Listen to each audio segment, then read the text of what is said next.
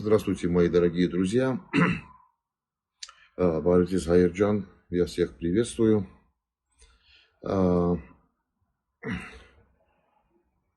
Всех наших армян по всему миру, всех наших друзей по всему миру.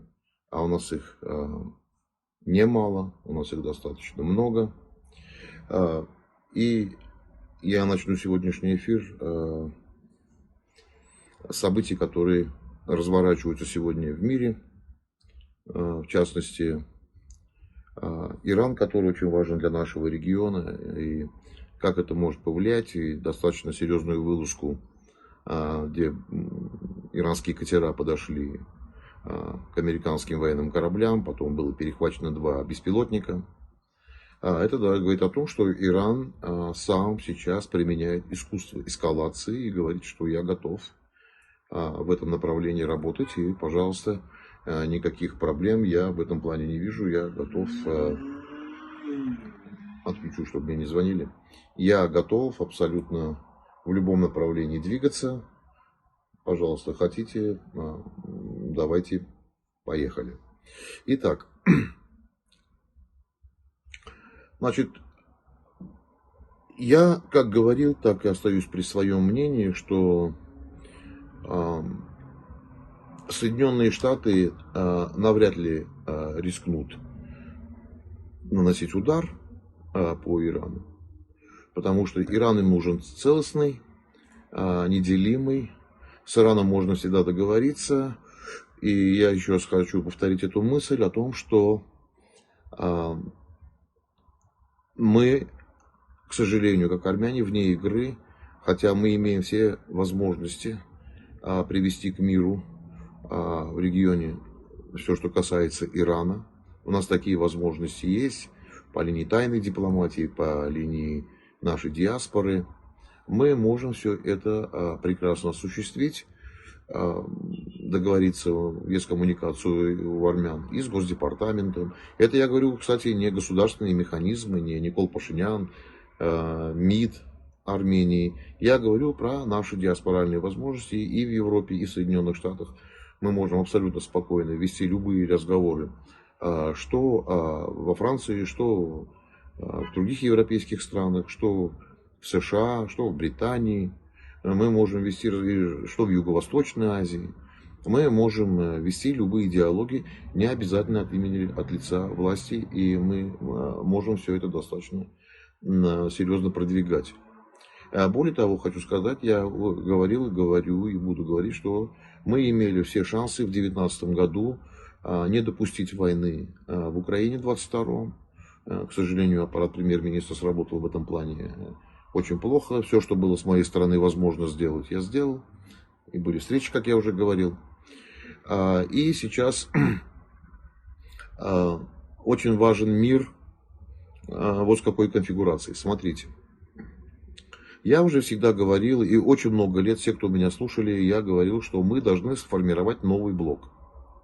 Получится он антиамериканским или античей, неважно.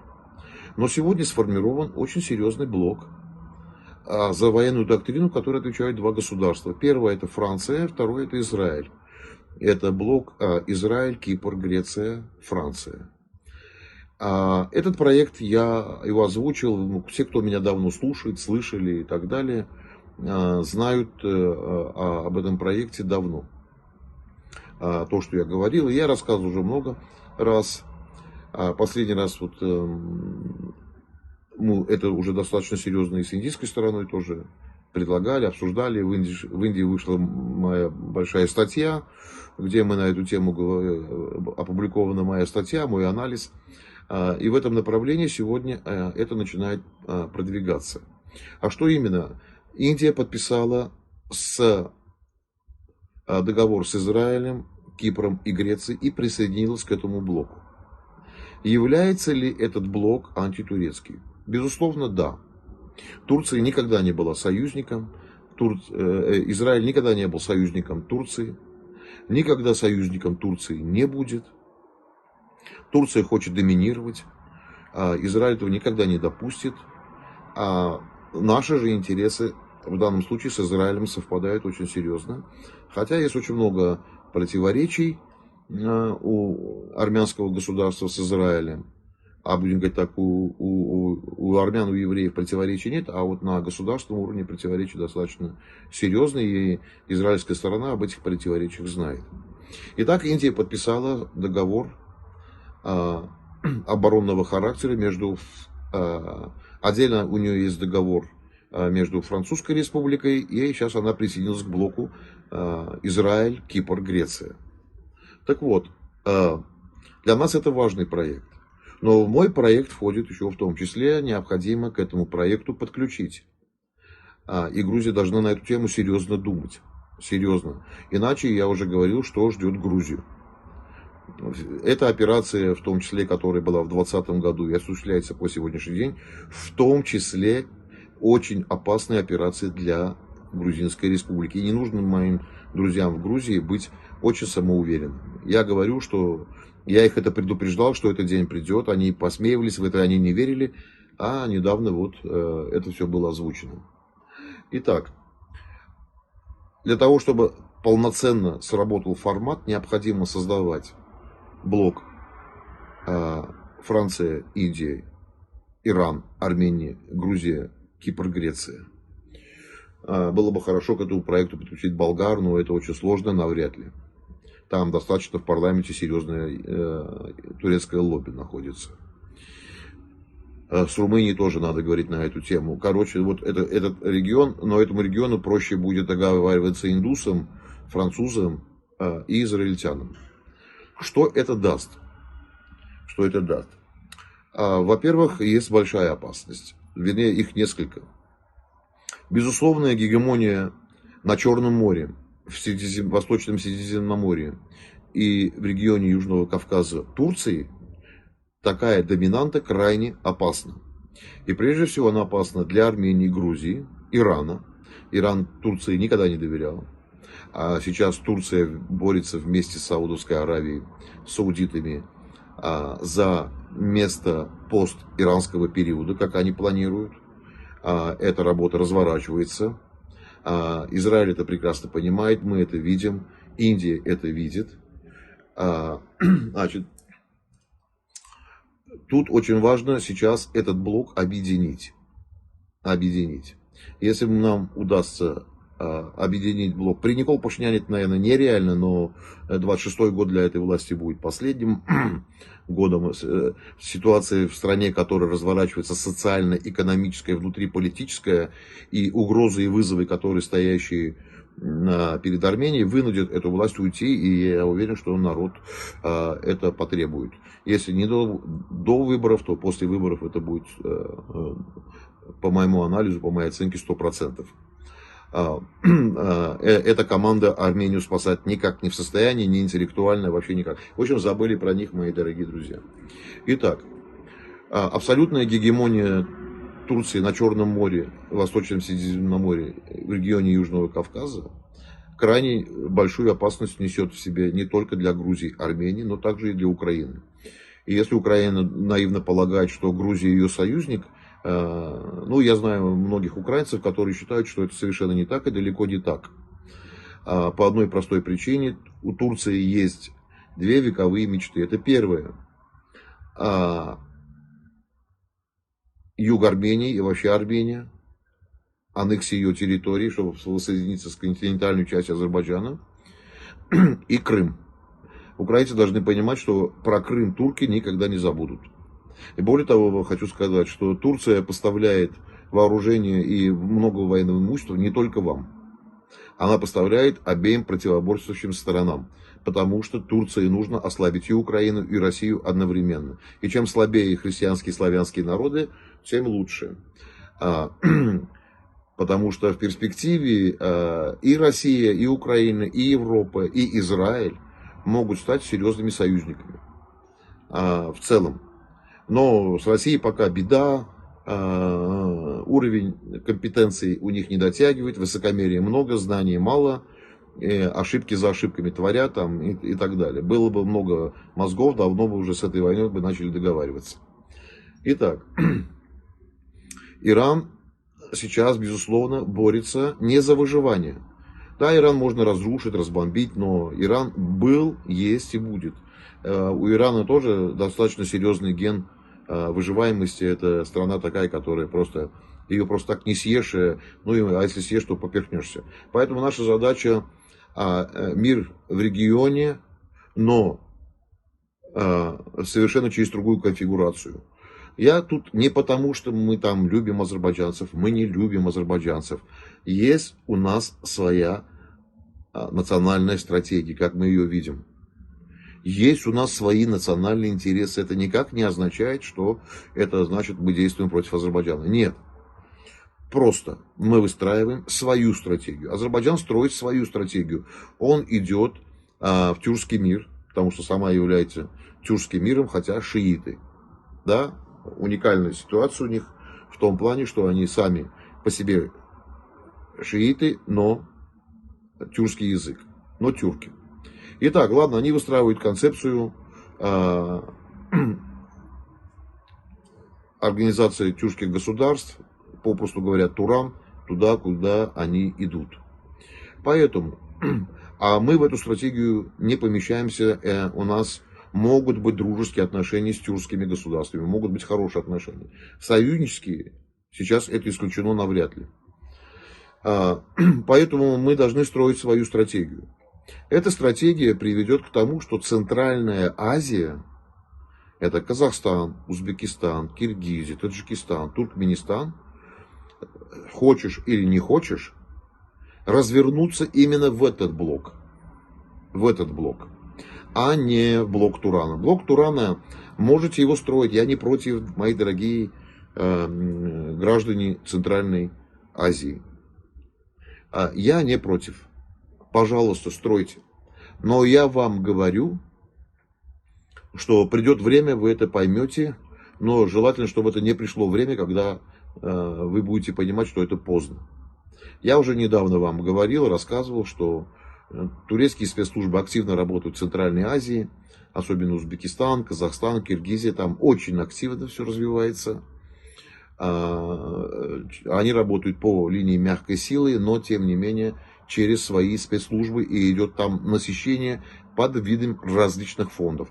Все фонды турецкие, которые и часть университетских программ, это все разведывательная организация МИД. Значит, я недавно читал, как бы вам зачитывал ряд аналитических вопросов, которые мы писали. Все там, все фонды, которые связаны с турецкой разведкой, там есть.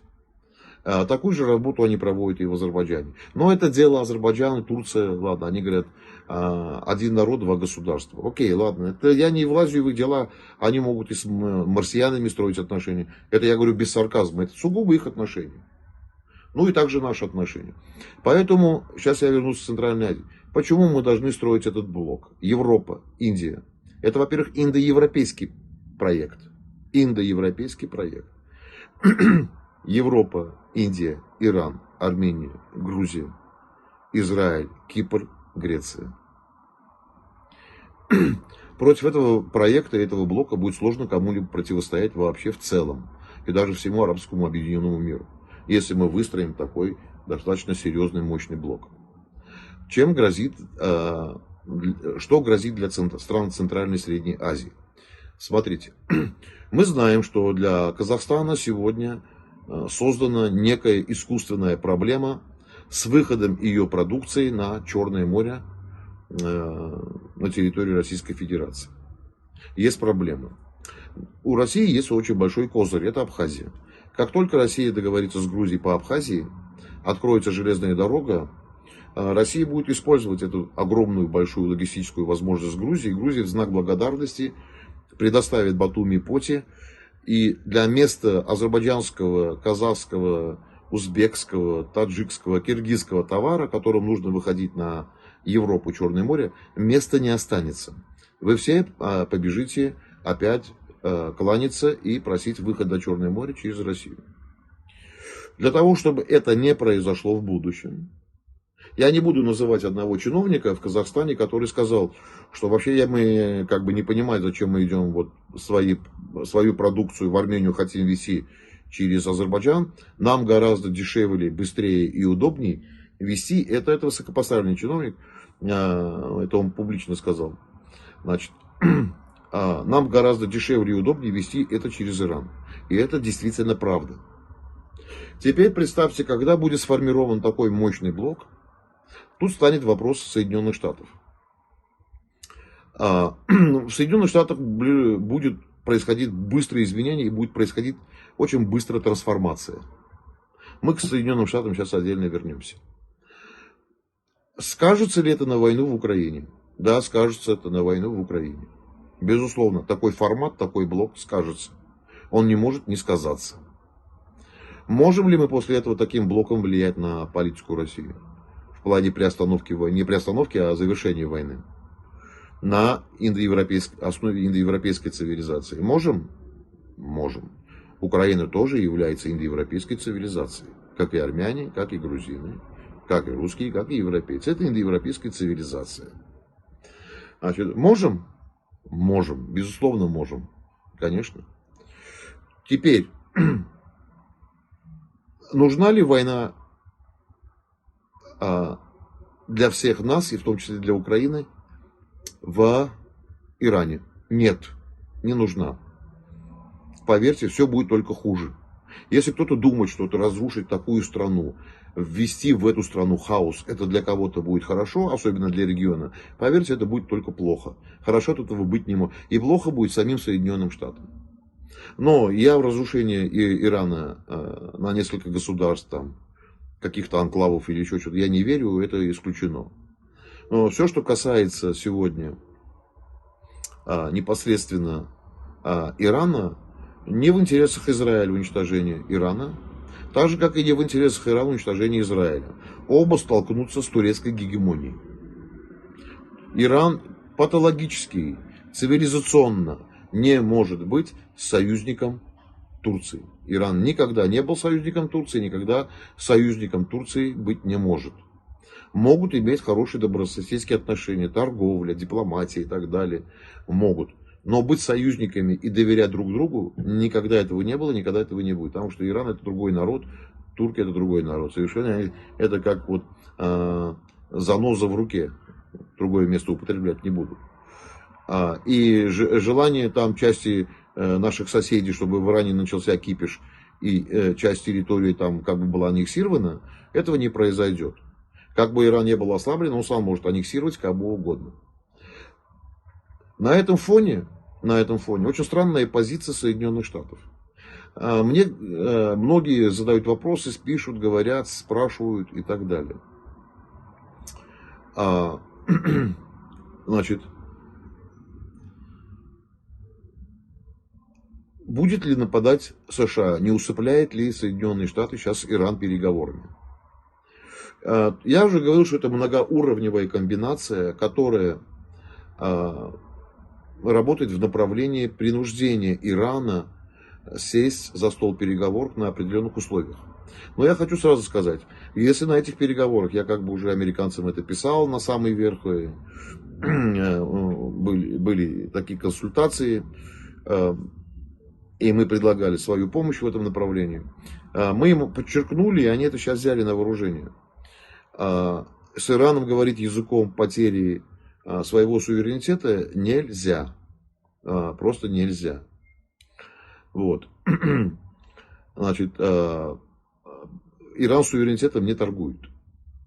И, если американцы будут вести конструктивный диалог, он приведет к миру с Ираном, в том числе и по направлению Иран-Израиль. Это 100%.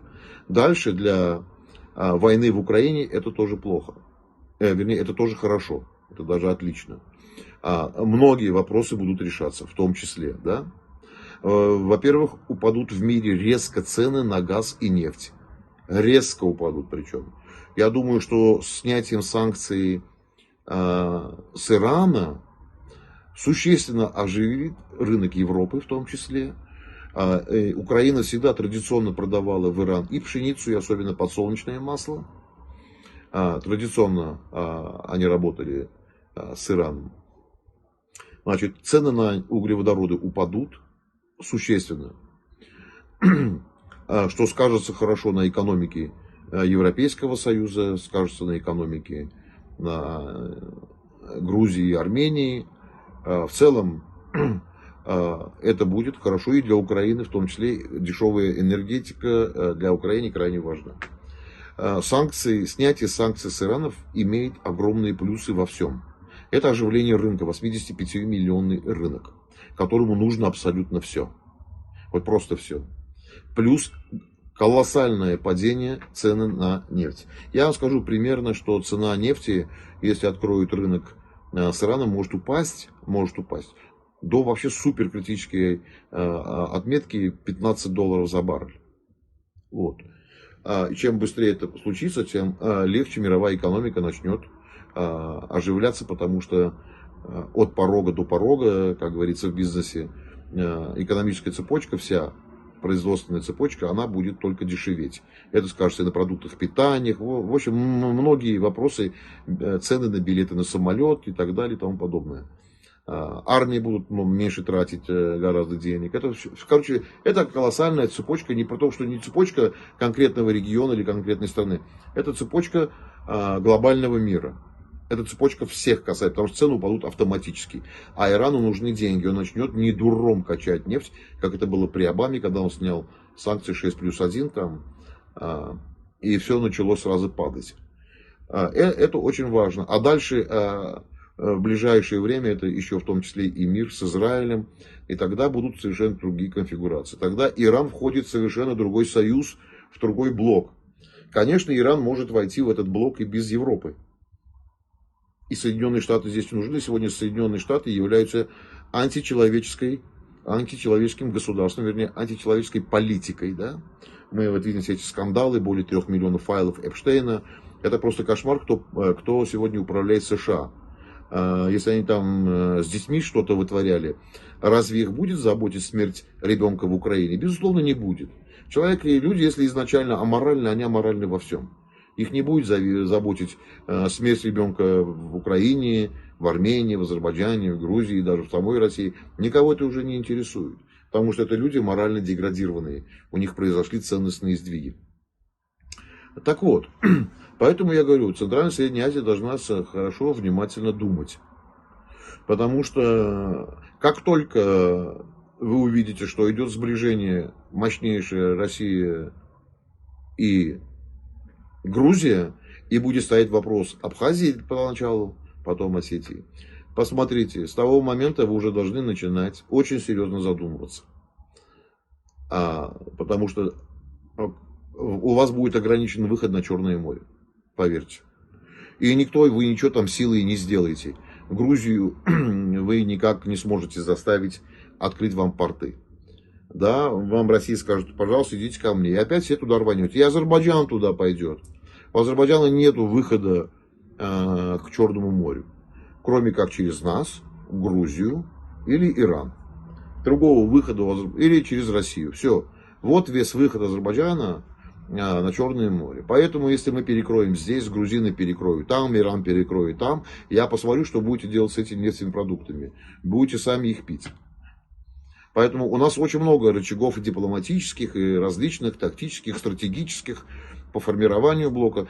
Подписание Индии союза между Израилем, Кипром и Грецией, где, безусловно, за доктрину Греции и Кипра отвечает Французская республика, это непростой ход. Это непростой ход. Тем более, я вам скажу следующее. Турция, Пакистан и Азербайджан активно действуют против Индии. Не потому, что Индия нам поставляет оружие. Если исходить из этой логики, тогда Армения должна объявить войну Пакистану и Израилю. Если исходить из этой логики. Потому что то количество оружия, которое поставляется из Израиля, из Пакистана, ну Турция, понятно, ладно, с других стран, да, из других стран, это получается, что мы должны действовать сегодня, ну, Пакистан, понятно, я лично Пакистан как государство не признаю, такого государства никогда не было, не существовало, хрен пойми вообще, из чего возникло. Так вот, значит, Азербайджан считает, что они должны действовать против Грузии по одной простой причине, потому что видите ли, против Индии, потому что Индия поставляет нам оружие. Ну, извините, а кто вам еще поставляет оружие? Причем тут это? Азербайджан давно действует против Индии, очень давно, потому что по-другому Азербайджан не может. Так как тандем, ну не тандем, а троица, которая работает в одной упряжке, это Пакистан, Турция и Азербайджан. Например, Турция раскачивает давно уже ситуацию в Кашмире. Последние взрывы в Дели, вы помните, там 2 месяца назад были взрывы в Дели, расследование привело в Анкару. Один из ключевых агентов, забыл сейчас его псевдоним, по данным индийской контрразведки, находится в Анкаре. Все следы вели в Анкару и Пакистан. Это 3 государства, которые целенаправленно работают против Индии в интересах Пакистана. Да? Две страны, Азербайджан, Турция. Тут поставки Армении какого-либо оружия не может быть. Вопрос не в поставках оружия. Это суверенное право Армении. И вот, как я слышу, говорят в последнее время там эксперты, еще есть один недоносок, армянский эксперт, там, конченый ублюдок по названию Ишхан. Вот. Значит, который утверждает, что Армения вообще должна молчать, сидеть на одном месте ровно, и Азербайджан имеет право то и это. Ну, чисто такой агент влияния, да, которого все проплачивают. Итак, значит, что касается поставки оружия. Когда бытует мнение, что зачем вооружаться, все равно Турция сильнее или Азербайджан сильный, а у нас нет таких ресурсов. Когда Россия начинала войну с Украиной, Россия думала, что она превосходит по всем параметрам. Кстати, в человеческом ресурсе, ну, наверное, сопоставимо точно так же. Да, там, ну, грубо говоря, там в России 145 я никогда не верил. Ну, грубо возьмем 130-120 миллионов против 135 после там того, как искусственно откололи Донецк, Луганск, Крым. Будем говорить, что у Украины там 30 или 35 миллионов. Грубо говоря, в 3-4 раза соотношение сил. Да? Но просто, конечно, что Украина гораздо богаче страна, гораздо сильнее. Она могла нарастить, ей помогли нарастить силы. За нее вступилось 52 страны в плане поставок экономической и военной помощи, да? Но все равно, я всегда говорю, воюют не оружие, воюют солдат. Солдат, если не воюет, сколько хочешь, оружие дай. Итак, значит, тут мы должны четко понимать, что в этой конфигурации, когда мы говорим, что мы обороняемся, и мы закупаем оружие для себя, это не означает, что мы готовимся к нападению. Ну, тупоголовые идиоты, да, вот, особенно такой, как этот подонок Ишан, значит, я ему что хочу сказать, там, вот, коротко скажу, он сегодня был в гостях у украинского ведущего украинского канала, у Михаила, вот, который я сегодня смотрел, да. Ну, что я хочу сказать, что человек, сидя, грубо говоря, за спиной, прячась за интернетом, просто тупо прячась за интернетом. Я сейчас скажу, как канал точно называется, чтобы вот было все это правильно. Значит,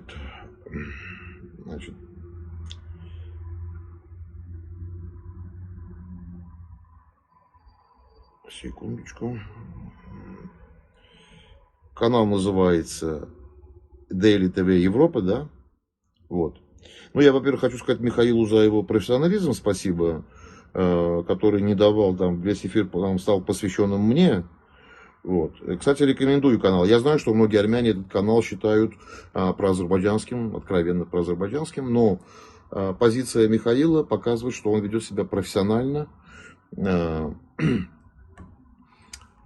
и не дал наш армянский полупридурок, который обслуживает враждебные нашему армянскому государству программы, является конченным моральным уродом, подонком, вот, где прячется за интернет и говорит это за спиной. Я ему просто сегодня отвечаю, я там один раз там стерпел, там и ладно, второй раз. Ну, и это человек, который говорит, что мы не должны вооружаться, мы не должны это, мы не должны то, мы не должны пять. Человек его уже успокаивал, весь эфир превратился в скандал.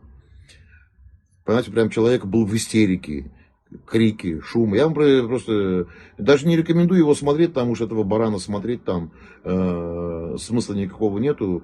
Михаил себя повел и как профессиональный журналист, как профессиональный блогер, политобозреватель, и как просто воспитанный, образованный человек. Да, Михаил, вот за это и спасибо. Вот, конечно, так вот я вернусь к теме, когда говорят, что Армения может вооружаться или не может вооружаться. Армения не то, что может вооружаться, а Армения обязана вооружаться, обязана не против кого-то, а для самообороны. Мы не можем сидеть и ждать у моря погоды, кто-то примет решение на нас напасть или не примет решение на нас напасть, захочет напасть, не захочет напасть, да. Здесь нету Девы Марии, Мать Терезы и так далее. Мы должны иметь не просто оружие, а армяне, как и евреи, доказали веками, что имеют право обладать оружием сдерживания. И вы сегодня знаете, да, что беспрецедентно произошло в Армении подписание договора между армянскими IT-компаниями и с Министерством обороны США. Мощнейшая, кстати, единственная страна на постсоветском пространстве и одна из немногих в мире, с кем подписали мощнейшую, большую, огромную программу с частной компанией, не государственной в Армении, именно по линии оборонного заказа, в том числе связано с космическими вопросами, с военным космосом, с вычислителями, различными вопросами для космической отрасли. То есть там очень серьезный, это впервые, и на территории постсоветского пространства ни одна страна мира, ни одна страна постсоветского пространства не имеет подобного уровня договоров с Соединенными Штатами. Вот. С чем я наших армянских ребят и поздравляю. Да? Это говорит о том, что наши мозги гораздо и наши способности гораздо важнее и сильнее и богаче, чем нефть и газ вместе взятые у многих стран. У многих стран. У многих стран есть нефть и газ, но с мозгами проблема, и поэтому не развиваются.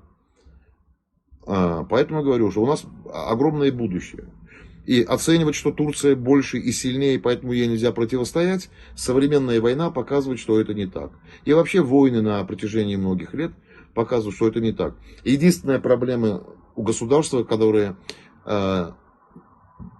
может вести неудачные войны, это когда против нее объединяются множество стран, когда у самой страны внутри проблема, когда руководство некомпетентно, неграмотно, коррумпировано, когда годами ничего не создается, ничего не производится, когда ты идешь в чужие проекты, кроме как не обслуживаешь свои проекты собственные, когда ты обслуживаешь чужие внешние силы вместо того, чтобы продвигать свои национальные интересы, когда ты в угоду иностранным государствам не создаешь свое собственное ВПК, когда ты не покупаешь у ближайшего соседа Иран, где газ в несколько раз дешевле покупаешь у России только потому, что Россия обидится, вот такие государствам сложно.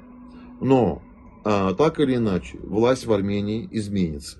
Это гарантированно. Но после этого весь мир, все столкнутся с другой Арменией. И когда говорят нам или пытаются внушить, что у нас нет союзников, это не так. Это не так. И когда нам говорят, что вот вашу безопасность обеспечивает Россия, это тоже не так. Вот наши соседи уж точно так говорить не могут, потому что их безопасность уж точно обеспечивают две страны. Железно, в военном плане. конвенциально это Пакистан и Турция, и в плане вооружения, взаимодействия Израиль. Но и мы рано или поздно Израиль из этой дилеммы выведем. И к этому идут все предпосылки. Не буду раскрывать пока никаких карт, но скоро Израиль из этой игры выйдет. Останется Турция, Пакистан, а дальше мы посмотрим. И посмотрим, какой блок мы сформируем, да, мощнейший, против которого все троем они там с Пакистаном не сумеют ничего поделать. Тут вопрос в Армении в том, что и у нас многие политики в Армении, ну не многие, несколько человек политиков, которые разделяют то же самое, что разделяю я, говоря о том, что армяне могут быть мостом для всего мира, используя инструменты тайной дипломатии. Я так, ну, как минимум одного такого человека слышал. Это полностью то же самое, что говорю я, и хорошо, что люди это понимают. Вот. Поэтому я хочу сказать, что мы должны вооружаться, мои дорогие соотечественники. А наши соседи пусть что хотят там говорят. Зачем Армении вооружаться, почему? То есть они сами вооружаются с ног до головы, а мы должны, видите ли, у них разрешение спрашивать. Или общаться нам с Индией, не общаться нам с Индией. Это мы решаем, исключительно мы. И мы будем создавать то, чего мы считаем нужным. Мы будем входить в блоки и будем заключать те международные договора и соглашения, с кем мы посчитаем нужным их заключить. И по-другому в этой стране не будет. Эта страна покажет миру пример, и это время скоро придет. Когда все увидят, что такое справедливость, что такое свобода слова, что такое служить своему государству, каждому человеку, что такое образование, что такое медицина, что такое доступное для детей абсолютно все, и что какие вопросы государство для людей возьмет на себя в решении этих задач. Вы посмотрите, как технологически мы будем очень быстро приближаться к ведущим странам мира. И мы посмотрим, какого уровня оружия мы сами будем производить. Какого уровня. Значит, более того, хочу сказать, в Армении живет человек, который впервые в мире создал для спутников искусственное небо. Я его хорошо знаю, мы многие вопросы обсуждали еще в Советском Союзе, когда только-только хотели запускать спутники. Этот человек живет здесь. И у нас очень много специалистов, и не зря в Армении армянские ученые принимают участие в программе полета на Марс. Здесь большая исследовательская работа идет. Не только географическая местность, а еще и наши специалисты, ученые, армяне принимают в этом участие. Нам есть что сделать и нам есть что сказать этому миру. Поэтому вот эти лозунги, тезисы, для кого мы вооружаемся, для чего, по кому хотим мы нападать, только для идиотов. Когда ты покупаешь оружие и строишь свою обороноспособность, сильную армию, разведку, контрразведку, Министерство внутренних дел и так далее, это не означает, что ты готовишься на кого-то напасть. Это означает, что ты в любой момент должен защитить свое государство. Еще раз повторю слова Голда Меир. Если у вас нет сильных вооруженных сил, которые могут защитить государство, ваша подпись на бумаге равна стоимости чернили вашей авторучки. Это глубокие, правильные, смысловые нагрузки для народа. Это должны все понимать. И поэтому, если мы не будем иметь вооруженные силы, то нашу подпись ничего не обеспечивает. Так же, как и не подпись наших врагов. Единственное, что обеспечивает подписи, это сила. И такую силу мы должны приобретать. Если бы Украина оказалась бы не сильной и слабой, ее бы давно бы уже принудили, и она бы уже давно бы положила бы, подняла бы лапки кверху и спиной вниз. И еще что хочу в конце сказать. Значит, важно что понимать.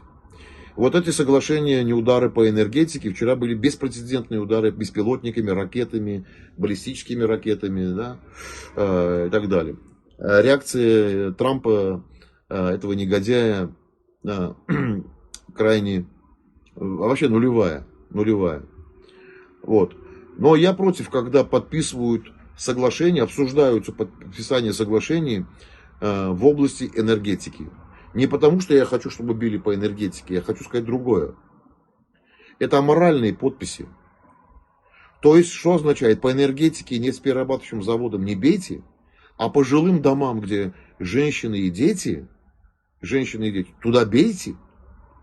Я считаю, что в договоре должен стоять пункт, в первую очередь, запрета удара по всем гражданским структурам.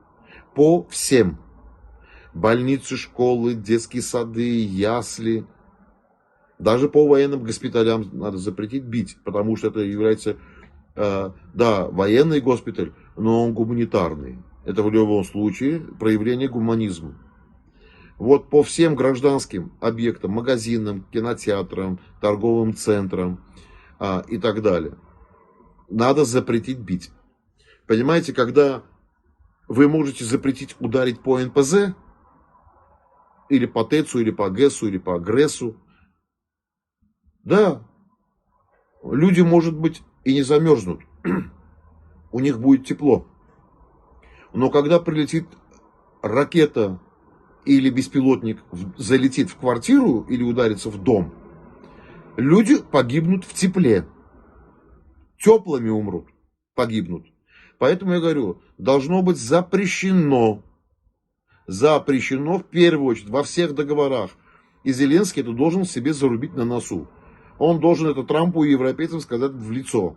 Если мы не приходим к соглашению о том, что удары по гражданским инфраструктурам, включая, конечно, на территории России, с обеих сторон, если этого мы не достигаем, больше ни о чем мы говорить не можем. Вы не можете своему народу, в конце концов, говорить: вы знаете, наши олигархи пидоросня там задыхается, денег нету, бизнес рушится.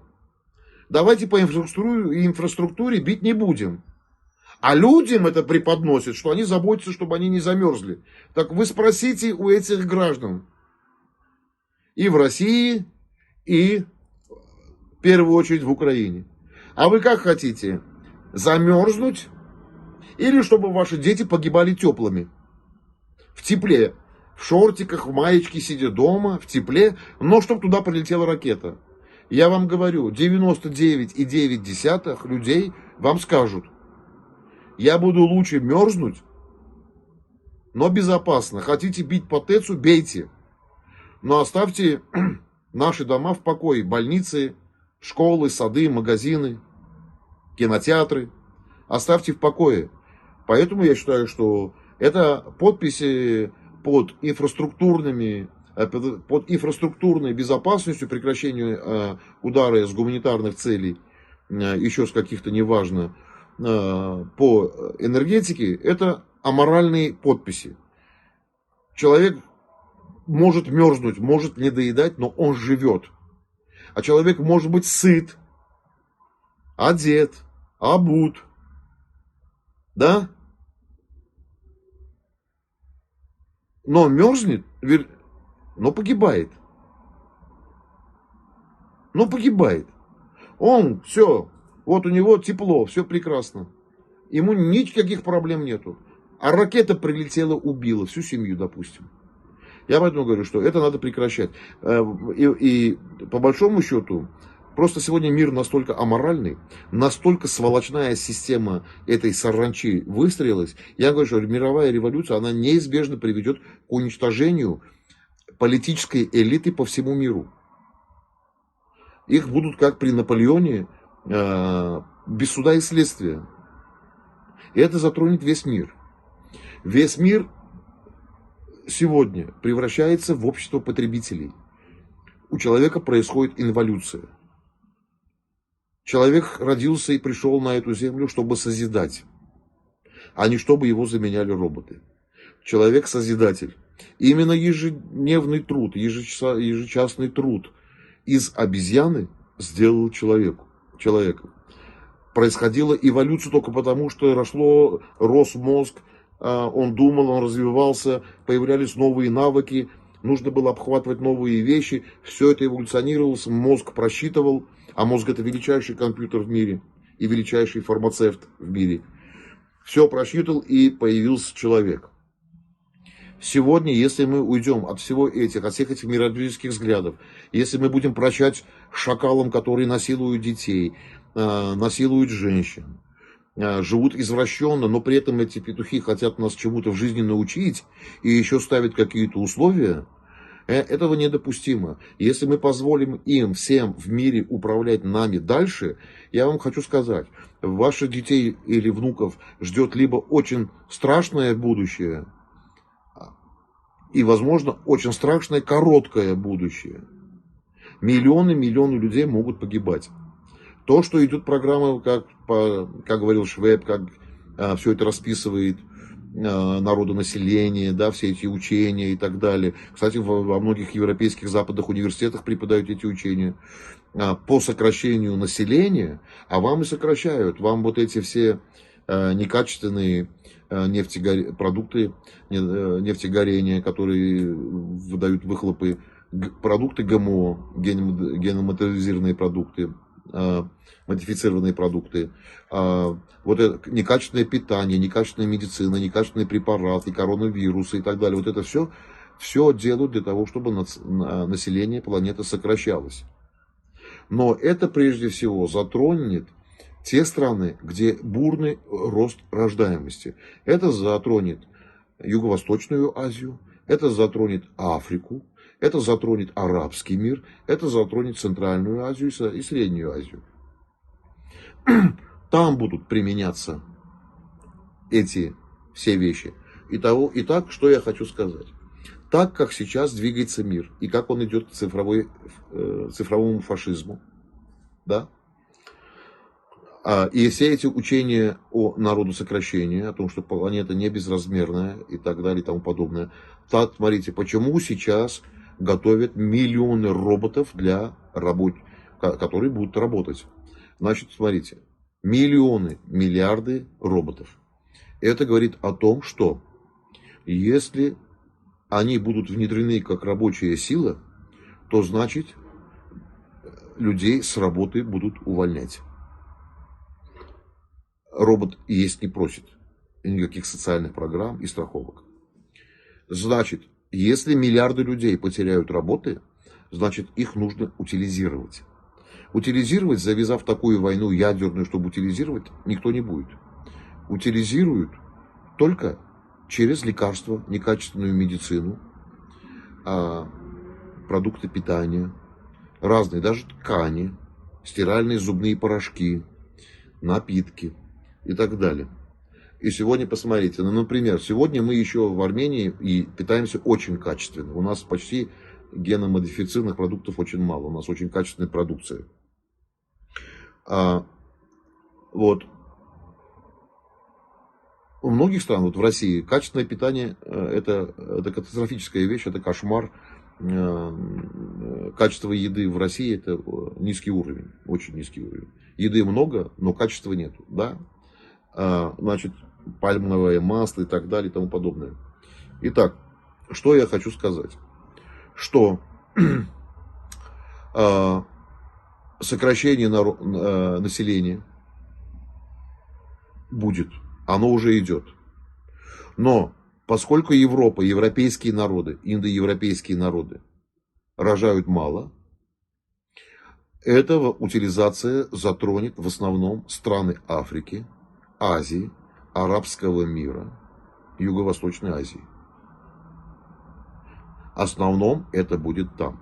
Потому что по этому учению они считают, что зачем такое количество населения там в какой-то части географии. Они нищие, они миру ничего не дают, науку не несут, то не несут, это не делают, но размножаются. Это я вам говорю не из моей головы, это я говорю книги, которые преподают в университетах. В западных европейских университетах это преподают студентам, потому что это вопрос экономики, это касается экономики, по экономике это предметы преподают. И к этому задействованы спецслужбы. Я не буду говорить, с какими вопросами по линии своей работы я сталкивался в этом направлении.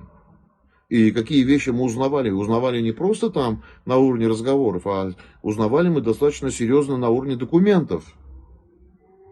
И хочу сказать, что коронавирус это не случайная вещь. Я один вам из этих примеров. И тут же, смотрите, всех во всем мире принудительно. Коронавирус существовал ровно тогда же, когда и грипп. Но смотрите, как быстро неисследованные препараты.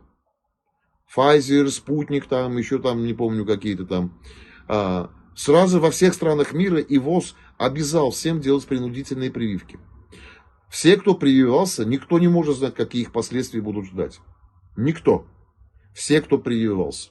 Никто не знает, какие будут ждать их последствия. Какая будет мутация дальше. Что будет происходить с их детьми. Или нажмут где-то кнопку, вас отключат. Никто не знает. Но все народы, как бараны, молчат. Смотрите, Pfizer не был исследован, но был применен. В принудительном порядке увольняли людей. Спутник не был применен, еще там ряд препаратов, которые были применены. А что это означает? Это означает, поскольку препарат не прошел клинических исследований, это считается экспериментом над населением, над человеком. Что запрещено Нюрнбергской конвенцией. Конвенция есть Нюрнбергская на эту тему. Это означает, все страны, которые заставляли своих людей колоться препаратами, которые не прошли клинические испытания, совершили все руководители государств тех стран мира, которые заставили свой народ применять эти препараты, совершили военное преступление, нарушив Нюрнбергскую конвенцию. Я не говорю про Хельсинские там соглашения и так далее и тому подобное. То есть много. Тут я сейчас не буду демонстрировать свои знания по всем этим областям. Итак, значит, мы в Армении после смены власти, все, кто подписывал такого уровня приказы, заставили и так далее, все, кто применил на человеке эти препараты, я говорю, мы их даже будем судить не в Армении. Мы их передадим в Гаагу под международный трибунал. Да, своих, но передадим. Почему? Чтобы весь мир последовал этому примеру. Все, кто, руководители всех стран мира, которые заставили людей применять эти препараты, должны сидеть и отвечать уголовно. А там дальше пусть решают, через смертную казнь там в Гаагском трибунале или еще как-то там пусть решают. Не знаю, там дальше пускай смотрят. То есть я хочу сказать, что борьба с сокращением населения идет в полный рост и в полную меру. Поэтому мы, христиане Европы, Украины, мы должны, России, мы должны быть с головой стран Латинской Америки, кстати. Во всех латиноамериканских странах, Северная Америка, Христианско-Европейский Союз должен быть сильным, потому что существует Лига арабских государств, существует организация тюркских государств. Мы должны думать о своей стратегии, они о своей стратегии думают. Но есть одно большое но. Еще раз я хочу сказать, что Таджикистан для нас крайне важен, неотъемлем. Для нас Таджикистан очень важная цивилизация. Это имеет историческое значение, в том числе это имеет отношение к Древней Персии. И у нас огромный опыт и история работы. Казахстан, Кыргызстан, Узбекистан и даже Туркмения. Эти все страны должны понять одну вещь. Их место не БРИКС, не ШОС, не Туран, не Организация тюркских государств. Их место в глобальном севере. Все ребята, которые с образованием, имеют экономическое образование, политология, специальное образование, еще какое-то, в области военной политологии, знания там, не знаю, обширные знания, просто экономические. Вы понимаете, о чем я говорю. А дальше вы должны объяснять свое. Это не потому, что я работаю над тем, чтобы Турана не было или ослабла эта организация тюркских государств. Нет. Я вам просто говорю о развитии мира. Не Турция. Ни одна исламская страна в мире сегодня ничего, никакой разработки, ничего выдающегося человечеству не дало. И вот эти разработчики там, Швеб там, этот майкрософтовский выкормыш. Это же ведь и еще там куча ученых британских, американских, которые говорят на эту тему. Они говорят про утилизацию планеты. Но есть ли потенциал у Центральной и Средней Азии, в том числе научно-технический? Есть. Но нужно ли себя закапывать в Юго-Восточную Азию или закапывать себя с головой в глобальный юг? Я считаю, что нет. Место Центральной Азии непосредственно в глобальном севере. И если вы, кто-то вот сейчас слушатели там, хотите переспросить у своих неангажированных специалистов в области экономики, политологии, и спросите, где больше всего дал мир, глобальный юг или глобальный север, и вам все скажут, что глобальный север. Поэтому мы в этом направлении должны двигаться. В этом. Россия пока избрала путь глобального юга. Она творит то, чего я не знаю, что. Сегодня это там Гаспарян, радиоведущий, вообще сказал, что если какую-то там тетю Клаву где-то там в Чернигово убьет, да и может быть это и хорошо, так ей и надо. Я хочу вообще, вот просто, поскольку меня слушают еще и русская аудитория, и в России слушают, я хочу сказать, послушайте, вы забыли свою историю. Вы 9 мая отмечаете для чего? Победу над фашизмом. Такие заявления с центральных каналов и ведущих блогеров, такие вещи говорит про убийство простой бабушки, которая там в Чернигово или где там она там должна будет погибнуть от их обстрела. Это возрождение фашизма. Тогда вы не имеете права 9 мая отмечать. Оказывается, фашизм еще не победили, это же победа над фашизмом.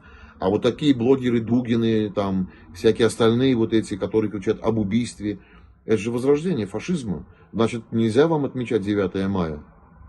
Никак нельзя. И вы забыли свою историю. Советский Союз, вся Русская империя развалилась только по одной простой причине, потому что всегда была вертикаль власти, население жило не свободно, плохо, всегда в нужде, всегда с проблемами. Но при этом всегда затягивались гайки и так далее. Поэтому империи разваливались, как развалился Советский Союз. Советский Союз как раз развалился по этой причине. Все запрещали, ничего нельзя. За китайскими кедами 3 рубля 50 копеек стоимостью стояли 3-километровые очереди. Я как ребенок, который занимался активно спортом, несколькими видов спорта, у меня эти кеды быстро изнашивались, и вот мне приходилось по несколько часов с мамой стоять в очереди за этими кедами. За джинсы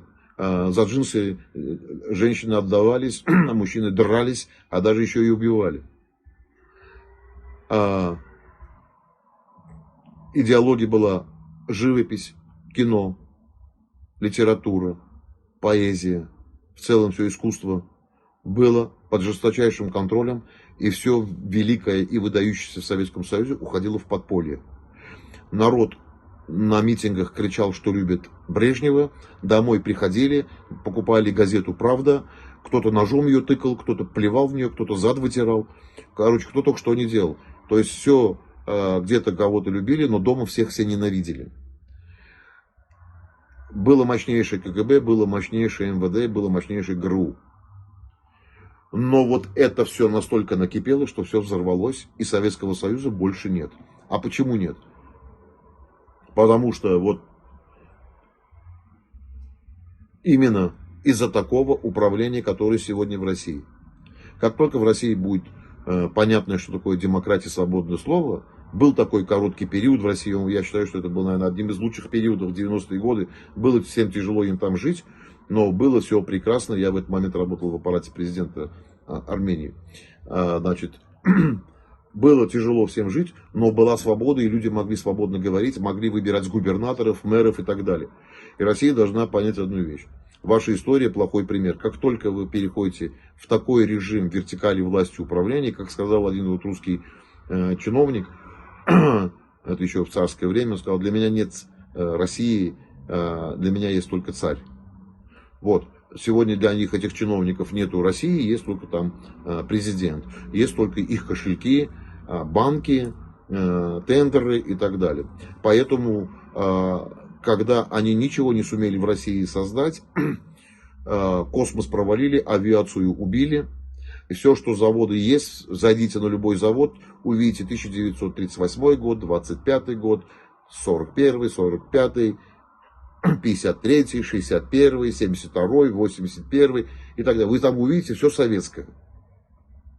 Ничего не создали, а поэтому, когда ничего не создаешь, народ живет плохо, всегда нужна война. И при том, когда твоя дипломатия, когда война начинается, эта дипломатия не работает. Вот. Поэтому я хочу сказать, что вот эти все угрозы и вызовы для нас есть. Есть абсолютно все. Есть воздействие спецслужб. Они работают внутри ваших стран. Они с вами знакомятся, они с вами дружат. Они к вам подставляют. Они вас уводят в разные стороны. Они вам внедряют чуждые вам императивы. Они вам дают чуждую идеологию.